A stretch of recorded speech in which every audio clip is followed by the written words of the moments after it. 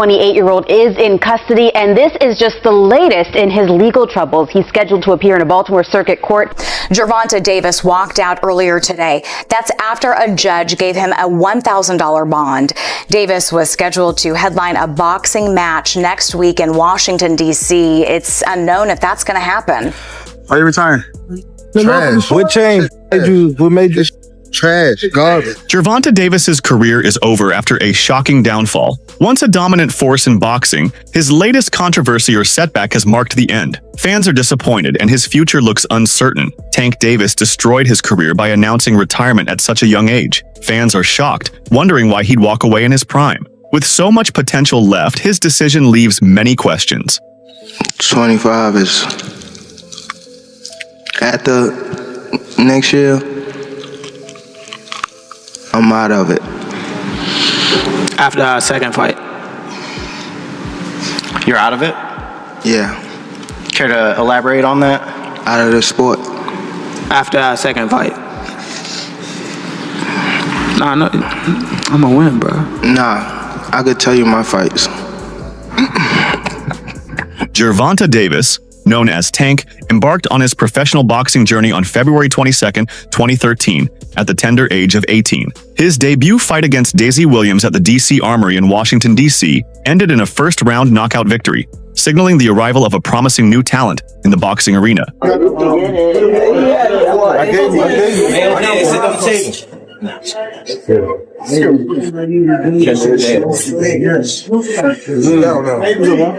it again. Oh, give me the hand. I'll catch your hand. Good. Catch your hand.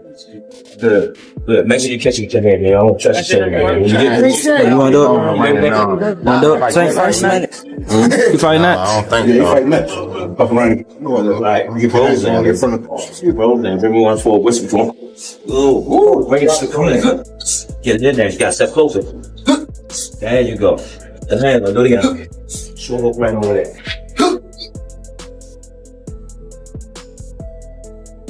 To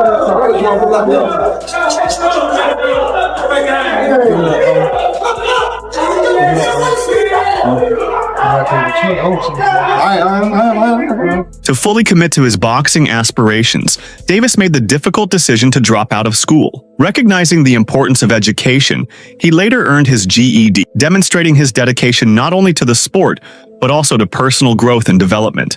I went back to school. That's for me. So when I went back to school, because I dropped out because I was missing a lot of days because I was in tournaments and stuff like that, or I was fighting when I'm not in tournaments, and then it started pushing me more away from school. In the early stages of his career, Davis benefited from the mentorship and support of established boxing figures like Adrian Broner. Bronner's connections and influence in the boxing community provided Davis with valuable exposure and opportunities, helping to elevate his profile in the competitive world of professional boxing. You my brother, and I see something, I'm gonna call and check up on you, see if everything works, or if it ain't right and I feel like you should be over here, I'm gonna let you know it. And that's just all it was. That's my baby brother, you know, he called and shit, that's what it was, and now we here. Is y'all relationship the same in that way? Like, cause Calvin said that yesterday too, he was like that, there was a point where he was like, when Tank first got around you, he didn't want to leave. He was like, we had to track Tank down. Like, yo, where the fuck is he? Why he don't want to come back? Is it still that same type of energy like with y'all? Hell yeah. Hell yeah. I'm just saying, like, now that Tank is like the face of boxing, right? So sometimes, you know, when a nigga gets some clout and they get some money, it's like shit changed. See, one thing about him, why I respect him so much, because even though he's where he at right now in the sport and in the cash cow of the sport right now, he still look at me as big bro. He still look at me as big bro, and he still respect me as big bro, and our relationship. Another pivotal figure in Davis's career was the legendary Floyd Mayweather Jr. Mayweather took Davis under his wing, offering guidance and support that extended beyond the ring. Their relationship was so close that Davis referred to Mayweather as a big brother. In a gesture of this bond, Mayweather gifted Davis a $60,000 Jeep, symbolizing their strong connection and Mayweather's investment in Davis's success. I was out eating, so he called me. He always told me he was gonna give me a car and stuff like that, give me a place and all that. But he had a lot going on, and I wasn't rushing him because I knew he had a lot going on. So this particular day, he just called me. I was out eating. So he called me and was like, I'm about to have someone to pick you up. Just be ready. So I was out eating. So I was like, okay, I'm ready now. So they came pick me up. Then he took me to the dealership. So he let me test drive this. And he also let me test drive a Charger. The Charger was too fast, and he was like, everybody at the gym have them. That's true, they do. Yeah, he was like, we want to get you something different. So. Well, you're from Baltimore. You need a Jeep on the streets of Baltimore. Yeah. I've watched the news. Yeah. What did they say back home when everybody saw the story that Floyd Mayweather bought you a very expensive car? Not only that he bought my expensive car, he took me in. Took you interest in you and your career, yeah? Yeah, as a fighter, also as Floyd old enough to be my son, so I wouldn't say a big brother, so he like a father figure and stuff like that. He took me in, and he been treating me good since I knew him. He been not only in the boxing, like working with me on boxing, he showed me like the business side and all that type stuff, and he showed me a lot, and I appreciate him and I love him forever for that. From the very beginning, Coach Calvin Ford has been a cornerstone in Davis's boxing journey. Serving as his trainer and mentor, Ford's consistent guidance and coaching have been instrumental in shaping Davis into the formidable boxer he is today. Their enduring partnership stands as a testament to the importance of trust and loyalty in achieving long-term success in sports. Well-being as well as your boxing progress, who you have been invested with from the outset. Tank has been with Coach Calvin Ford since he was, I think 8 or 9, which is crazy. And the relationship that those two have is an enormous factor. Tank trusts Coach Calvin to give him the right advice, and that has been proven to be a good position, a good place to put your trust, because as of yet, he hasn't given any bad advice. He's very calm in the corner. He knows when to tell Tank to turn it up. He gives him understandable advice, and he gives him very simple advice in the corner. At the gym, he obviously works him hard. He gets the best out of him. The year 2024 marked a significant high point in Davis's career. His performances in the ring captivated audiences, and his popularity soared to new heights. Davis's combination of power, speed, and charisma endeared him to fans worldwide, solidifying his status as one of boxing's most exciting talents. Despite his success, opinions about Davis's standing in the boxing world vary. Some critics argue that he is overrated by casual fans who may not fully grasp the sport's intricacies, while others believe he is underrated by boxing purists who recognize the depth of his skill set. When he fought Isaac Cruz, he was 25-0, and he fought that little dude, that little pit bull coming at him all the time. And I mean, the movement, the boxing skills, that to me was the moment that Gervonta Davis hit the scene. And I said, yo, this is one of the best fighters in the world. When did you know he was one of the best fighters in the world? Like right even there. In the fight, I knew that I had him. I mean, everybody knew.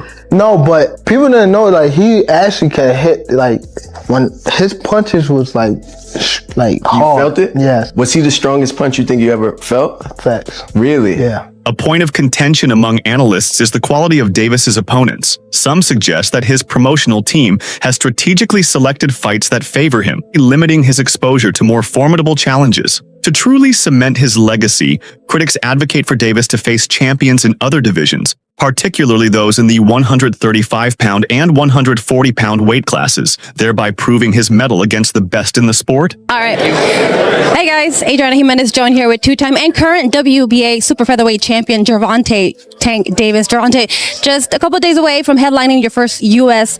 base card against Hugo Ruiz, originally against Abner Mares, who we wish a speedy recovery. How excited are you to get inside the ring and give us a great show? I'm very excited, just to be back, just to be back in the ring, give my fans a great show, even the fans all over a great show that's turning in on Showtime. I believe that I will have a great performance. I don't think I have a lot of ring rush, but hopefully Hugo can come in, living up to his word, and I live up to my word, and we give on a great show. I know we know that Hugo's been pretty vocal saying that he wants that knockout, that he wants to knock you out. But we know that you're very confident in what you bring. What kind of fight can we expect? Action-packed fight. Off of what he's saying, he's saying that he coming in to knock me out, so he have to bring action, to do that. So I'm ready. Training camp been going great. Davis's interactions with fans and the media have also come under scrutiny. His use of enthusiastic, sometimes polarizing language when discussing other fighters has been labeled as fanboy behavior by some observers.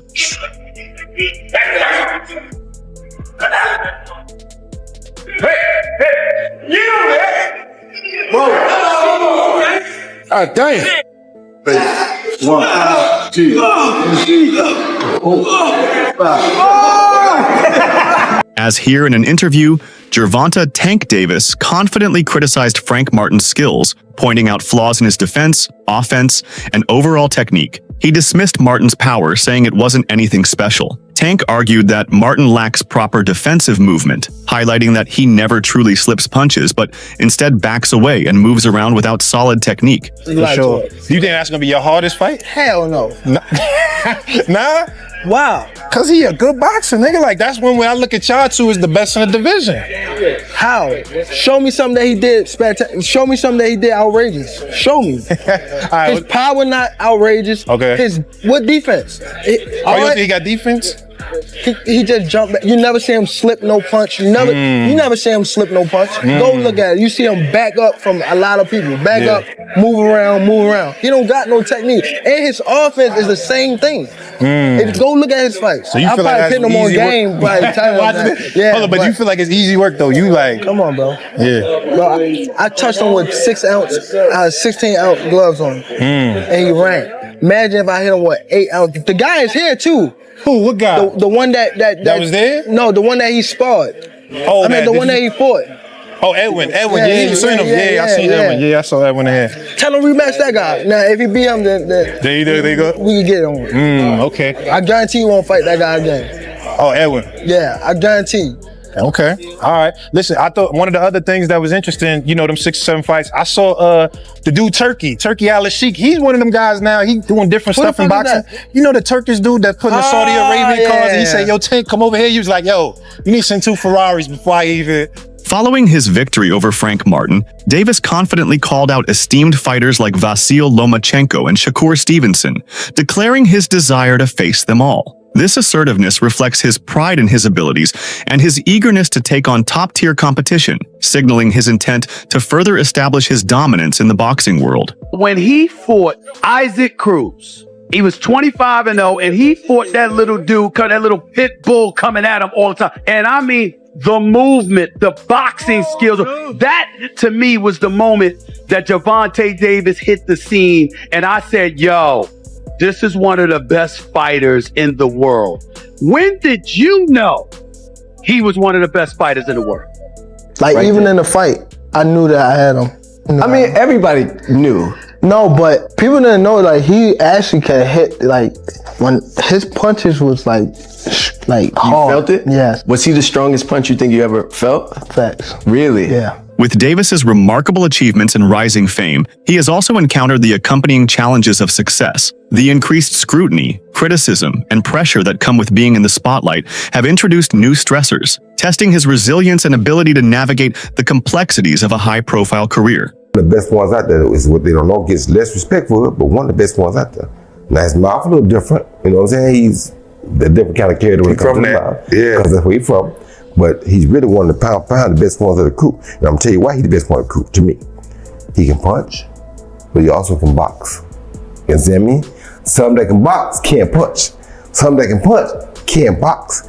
He can box, he can punch, he can move laterally, he can do a left side, right side, he can do whatever he needs to do as a southpaw to get the job done. And that's saying a lot, because not many guys can do that today.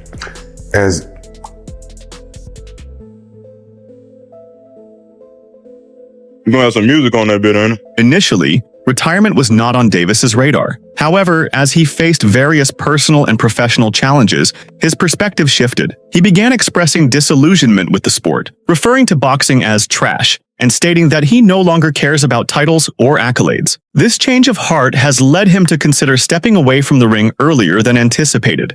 Are you retiring? Trash. What changed? What made you? This shit trash, garbage. I don't care about belts and I don't care about that stuff. I don't care about none of that.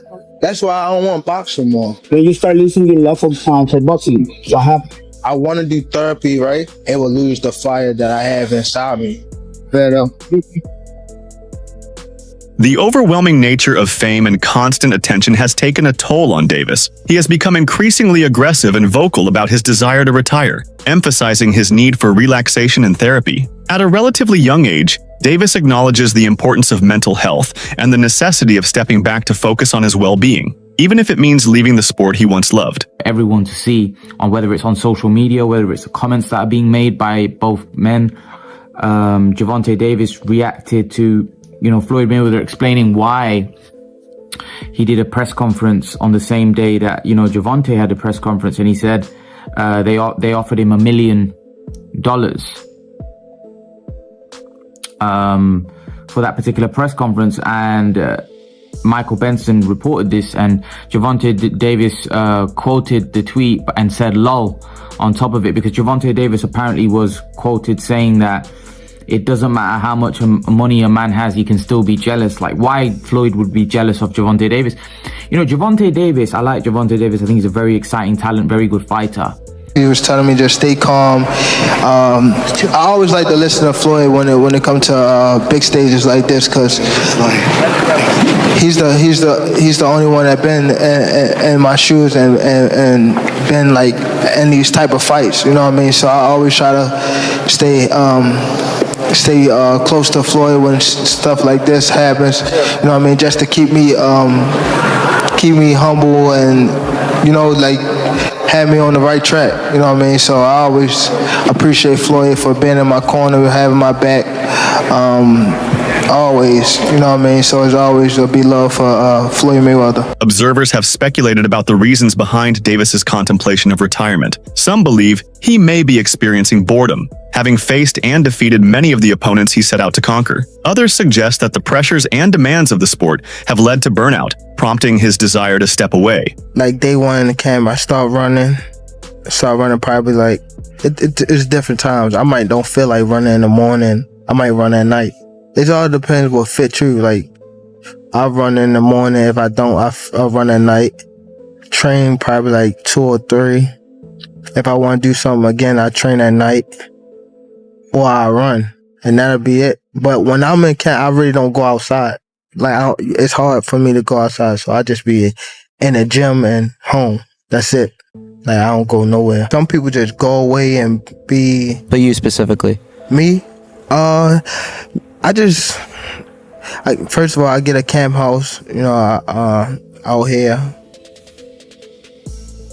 Like day one in the camp, I start running probably like, it's different times. I might don't feel like running in the morning. I might run at night, It all depends what fits you. Like, I'll run in the morning. If I don't, I'll run at night. Train probably like 2 or 3. If I want to do something again, I train at night. Or I run. And that'll be it. But when I'm in camp, I really don't go outside. Like, it's hard for me to go outside. So I just be in the gym and home. Regardless of the cause, it is evident that Davis is grappling with complex emotions as he considers his future. Despite his inclination toward retirement, Davis has expressed a desire to face 3 specific opponents before hanging up his gloves. How you feel about Floyd and Tank beefing online? I see it a little bit. I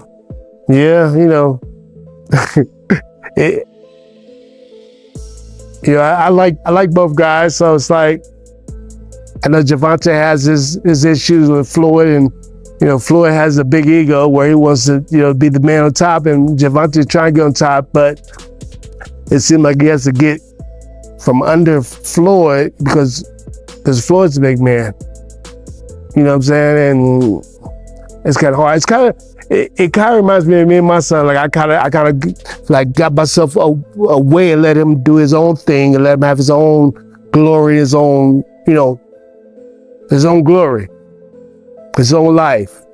You know what I'm saying? So me being there all the time will shadow over all this stuff. Sometimes. Not intentionally. I'm not doing it intentionally. I'm not trying to be like, I don't care about him. I want him to be the best. But me being too close to him all the time takes away a little bit of his shadow, a little bit of his shine. So I need to be, I'm still going to tell him everything he needs to know. I'll get in the ring with him, spar with him, do all kinds of stuff. But he has his own coach. He has his own manager. He has his own team. He has his own family. He has his own,